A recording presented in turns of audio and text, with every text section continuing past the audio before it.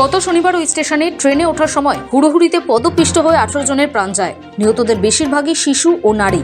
ওই ঘটনা নিয়ে রেল নিয়মমাফিক রেল সেফটি কমিশনারকে তদন্তের ভার দেয়।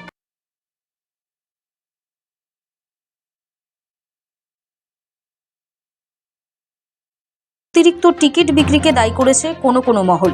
এই পরিস্থিতিতে রেলের পুলিশের রিপোর্টে খানিকটা অস্বস্তিতে রেল। সেই রাতে দিল্লি স্টেশনে কর্তব্যরত আরপিএফ ইন্সপেক্টর রবিবার সকালে ঊর্ধ্বতন কর্তৃপক্ষকে দেওয়া রিপোর্টে লেখেন, মাত্র 2 ঘন্টা সময়ের মধ্যে 4টি ট্রেন ছিল নয়াদিল্লি স্টেশনে। এর উপর ভুল ঘোষণা হয়। এর ফলে ভয়ঙ্কর ভিড়ে বিশৃঙ্খলার পরিস্থিতি তৈরি হয়। একসময় কাউন্টার থেকে জেনারেলের টিকিট দেওয়া বন্ধ করতে বলেন নয়াদিল্লি স্টেশনের এক আরপিএফ আধিকারিক। যদিও ততক্ষণে বিপজ্জনক ভিড় তৈরি হয়ে গিয়েছে। এরপরেই পদপিষ্ট হয়ে মৃত্যু হয় 18 জনের। আরপিএফ ইন্সপেক্টরের ওই রিপোর্ট রেল কর্তৃপক্ষ সরকারিভাবে প্রকাশ করেনি। আরপিএফের প্রাথমিক রিপোর্টের কথা জানা গিয়েছে একাধিক সর্বভারতীয় সংবাদ মাধ্যম থেকে।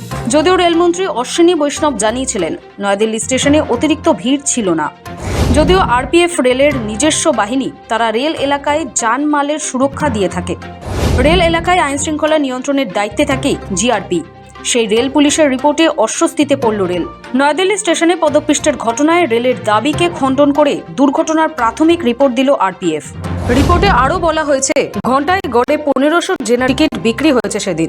নয়াদিল্লি স্টেশন উত্তর রেলের অন্তর্গত। দিল্লি স্টেশনের ঘটনা নিয়ে তারা এফআইআর রুজু করে তদন্ত শুরু করেছে।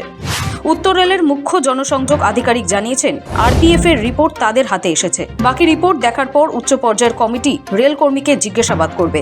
তারপরই চূড়ান্ত সিদ্ধান্ত নেওয়া হবে। ব্যুরো রিপোর্ট, সময় কলকাতা।